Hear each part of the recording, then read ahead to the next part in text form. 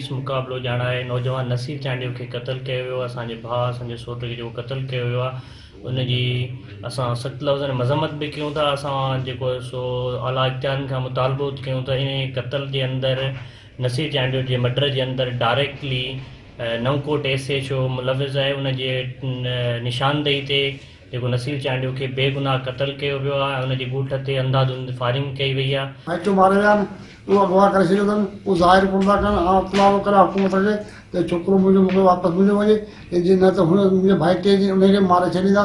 ऐं असीं ग़रीब माण्हू आहियूं, असांजे हिते वॾा ज़ुल्म कयो आहे। लाश रखी जुले में धरणो हुयो। उन खां पोइ SP साहब मीर तारिक साहब आया जिन यकीन जान कराई त असीं जेको इंसाफ़ ॾियारायूं तव्हांखे, धरणो ख़तमु करियो। असीं लाश खणी आयासीं। उन खां पोइ SP साहब हिकिड़ी टीम जोड़ी जेका मीर आफ्ताब जी अॻुवाणी में जेका आई आहे ॾिसी हिते जेको आई इन्वेस्टिगेशन करे बयान अची वई आहे।